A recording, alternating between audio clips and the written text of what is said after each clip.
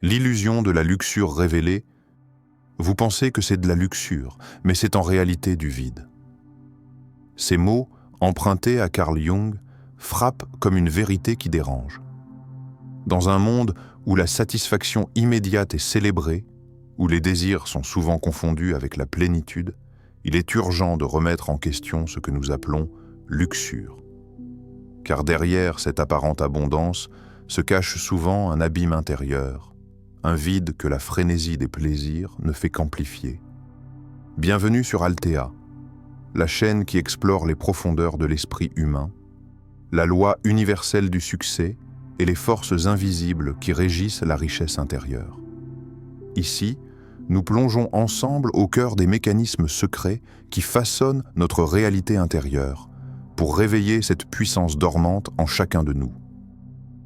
Aujourd'hui, nous allons dépasser les apparences pour révéler ce que Jung nommait l'ombre de la luxure, un vide qui réclame à être compris, transformé, transcendé. Ce voyage n'est pas une simple réflexion intellectuelle, c'est une invitation à un éveil intérieur profond, une ouverture vers une conscience souveraine. Es-tu prêt à regarder au-delà de l'illusion? À voir ce qui se cache derrière le masque du désir et à questionner ce que tu prends pour richesse? Alors, avançons ensemble. Le miroir de l'âme, reconnaître le vide derrière le désir. Ce n'est pas la lumière qui aveugle, mais le reflet déformé de ce que nous voulons voir. Carl Jung.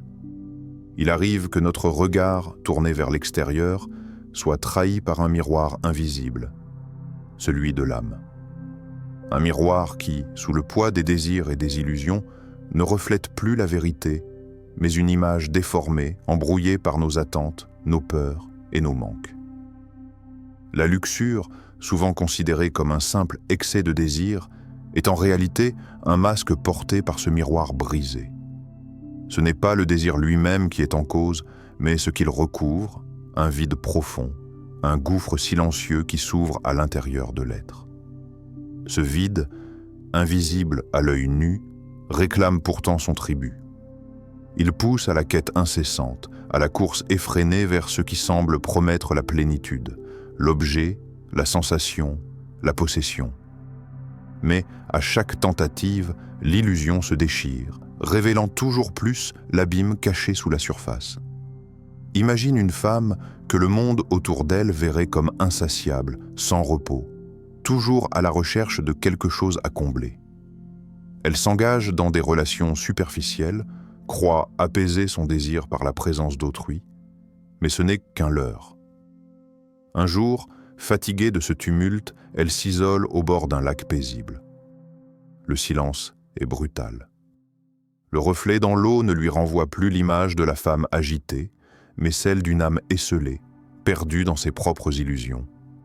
Là, dans la quiétude immobile, surgit la prise de conscience. Ce n'est pas le plaisir qui lui manque, mais la paix. Cette histoire, bien que singulière, n'est pas isolée. Elle résonne comme un écho secret chez chacun de nous, dans ce recoin obscur où l'âme, fatiguée de fuir, s'arrête enfin pour regarder ce qu'elle a toujours évité.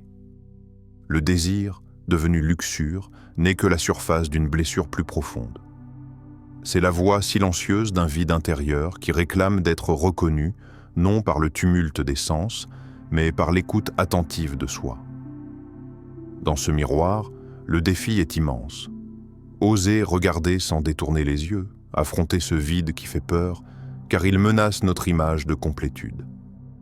Pourtant, c'est cette confrontation même qui ouvre la porte à la transformation. La question qui se pose alors est celle d'une vérité intérieure. Dans ta quête incessante, que cherches-tu réellement à combler? Est-ce la recherche effrénée du plaisir ou la peur sourde du silence qui t'habite? Peux-tu, sans défense, regarder ce vide qui te déstabilise? Peux-tu accepter ce silence intérieur, ce manque apparent, sans vouloir le fuir ni le remplir à tout prix? Ce miroir, aussi cruel soit-il, est la première étape vers une conscience éveillée. Ce n'est pas la lumière extérieure qui te trompe, mais le reflet déformé que tu as choisi de voir. Reconnaître ce vide c'est refuser de se laisser aveugler par les mirages. C'est commencer à entendre l'appel discret d'une richesse plus profonde, là où la plénitude ne dépend plus des formes ou des objets, mais de la paix que tu peux cultiver en toi. Le regard posé sur ce vide, loin de t'affaiblir, devient une force. Il t'invite à te libérer de l'illusion d'un désir insatiable pour découvrir la vérité nue. La plénitude est un état d'être, pas une accumulation. Ainsi, devant ce miroir de l'âme, la luxure cesse d'être un excès, elle devient le signal d'un vide sacré, un lieu secret où naît la possibilité d'un renouveau. Qu'est-ce qui t'empêche de plonger dans ce silence intérieur? Quelle part de toi redoute cette rencontre avec le vide? Le vide n'est pas un ennemi à fuir, mais un espace à habiter, un passage obligé vers la souveraineté de ton esprit et la maîtrise de ton désir. En ce sens, le désir véritable ne s'achète pas, ne se consomme pas. Il s'apprivoise, s'éclaire, se transcende. Le chemin commence ici, dans le courage de se voir tel que l'on est, avec ses blessures, ses manques, ses profondeurs. Prends un instant pour écouter la voix intérieure qui murmure sous le tumulte. Ce murmure, c'est celui du vide qui réclame ta présence. Es-tu prêt à arrêter la course effrénée? Es-tu prêt à t'arrêter face au miroir et à accepter ce que tu y vois sans détour? Ce premier regard est une révolution intime. La puissance de la pensée organisée, transformer le vide en force créatrice, l'esprit clair est le forgeron de la destinée. Carl Jung.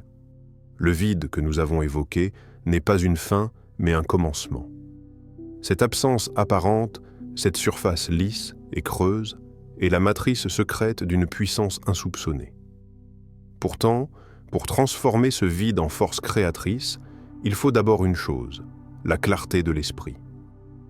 Cette clarté qui organise le chaos, qui sculpte le flou en forme, qui transforme l'abîme en tremplin. Imagine un atelier silencieux où un sculpteur travaille la pierre brute. Au cœur de la roche, il ne voit pas simplement une masse figée, mais le creux qui permettra à l'œuvre de prendre vie. Ce creux, ce vide intérieur, est l'espace où la beauté va naître, où la forme va éclore. Sans ce vide, il n'y aurait que la masse informe, le bloc dur et inerte. Le sculpteur ne fuit pas ce vide, il l'embrasse. Il le définit, le respecte, le fait sien. Car il sait que dans ce vide réside la clé de toute création. Ainsi, ce même principe s'applique à ton esprit et à ton être. Le vide intérieur, ce que tu pourrais redouter ou fuir, est en réalité un creuset d'énergie en sommeil. Mais pour que cette énergie s'anime, il faut que ta pensée s'organise. La pensée organisée est une discipline silencieuse et puissante.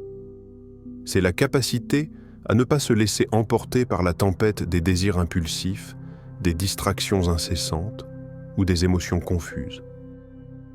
C'est un acte de souveraineté. Choisir de concentrer son esprit, tracer une ligne claire dans le chaos, allumer une flamme dans l'obscurité. Dans cette organisation naît la puissance.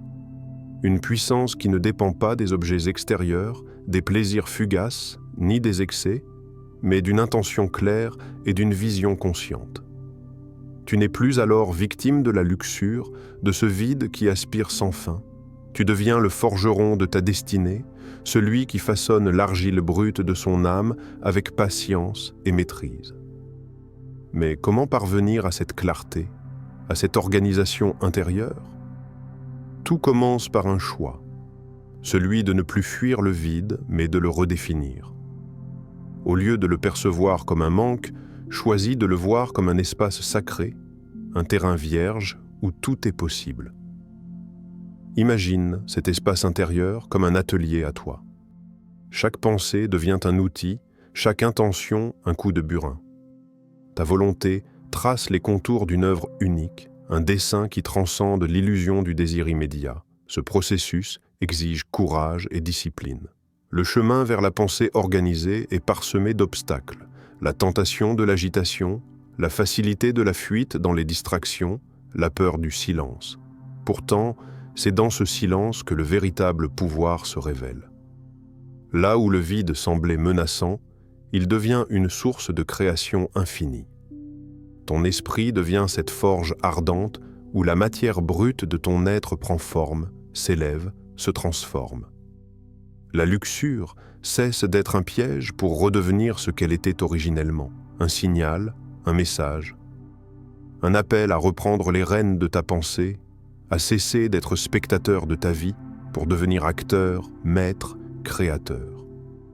Es-tu prêt à embrasser cette transformation ? Es-tu prêt à redéfinir ce vide non comme un manque, mais comme un espace fertile, un creuset sacré ? Quelle œuvre peux-tu forger dans ce silence apparent ?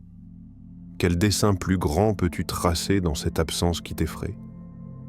Cette question dépasse le simple plan matériel ou émotionnel. Elle touche à l'essence même de ton être, à la mission secrète que ton âme aspire à accomplir.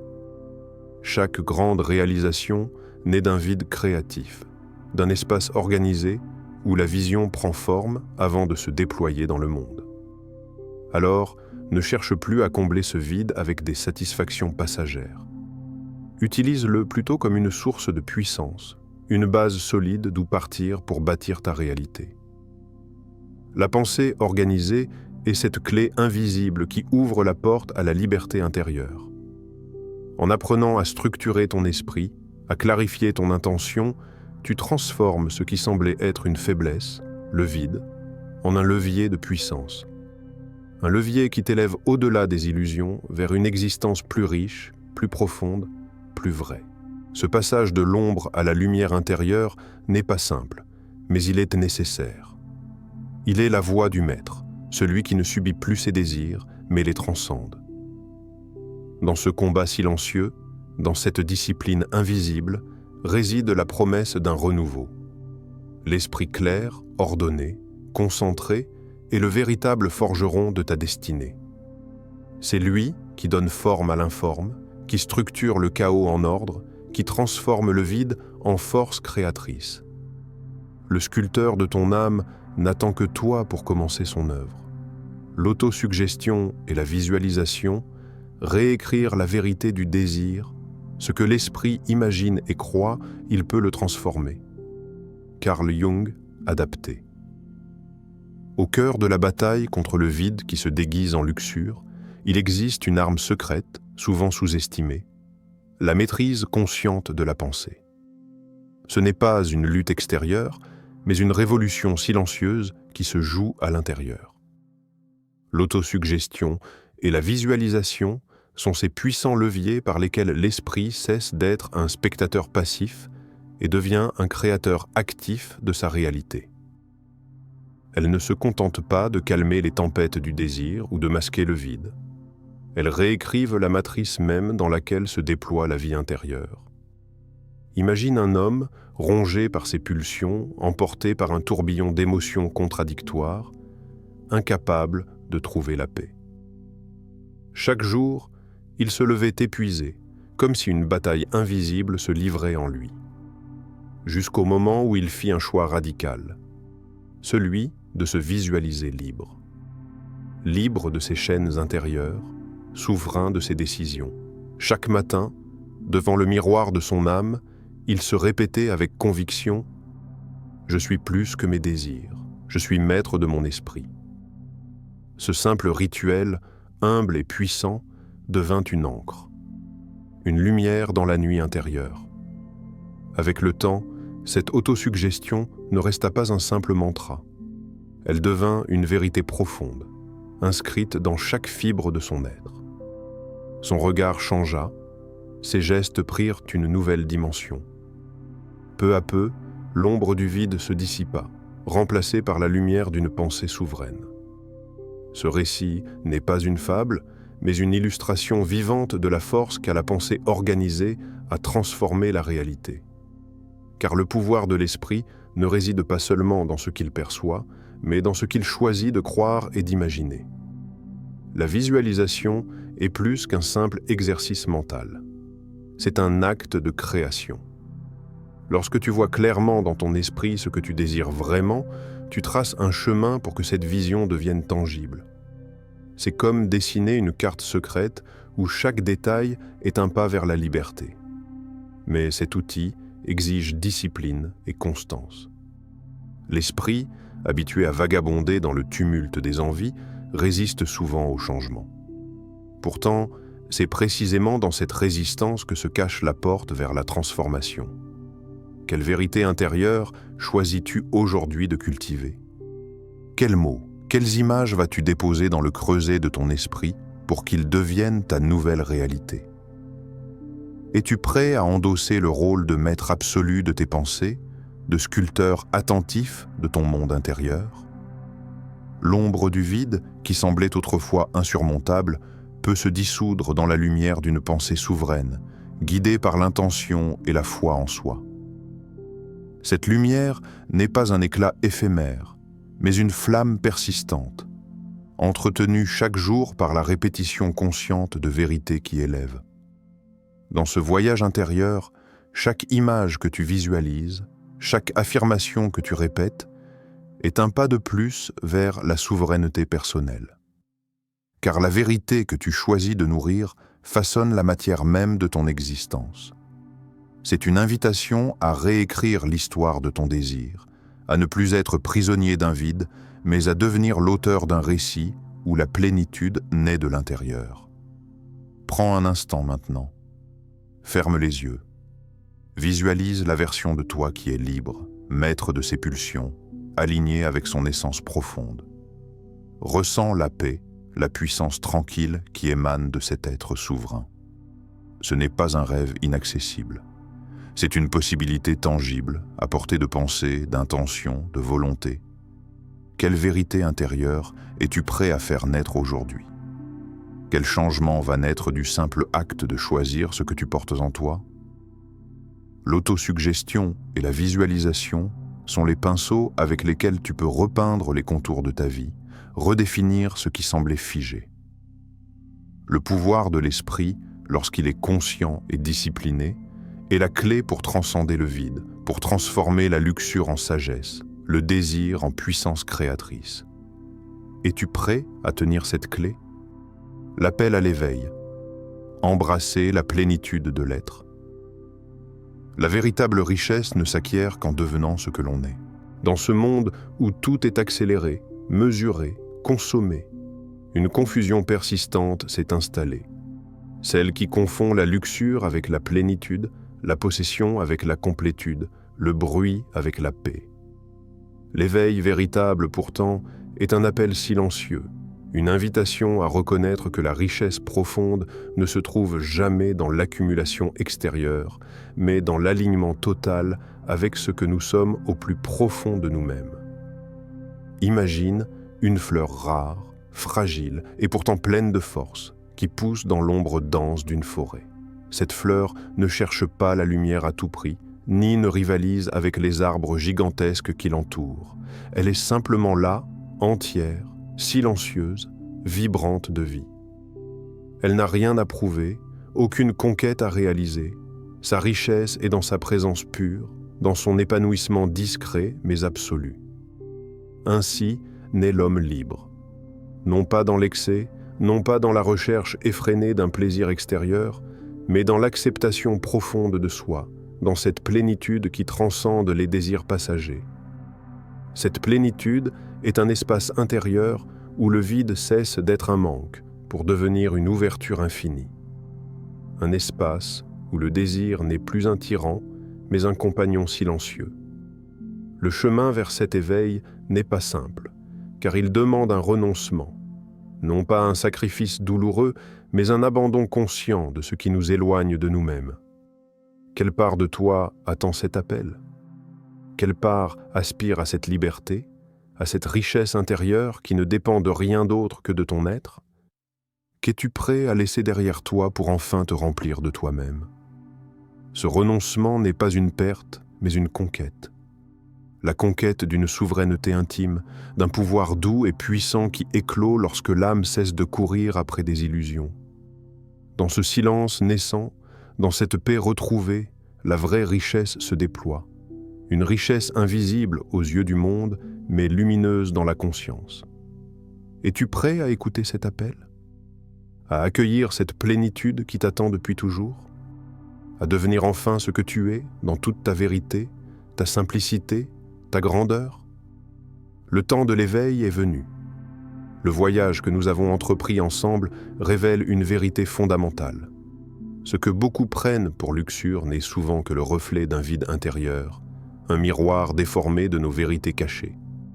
Mais ce vide n'est pas une fatalité, c'est une invitation.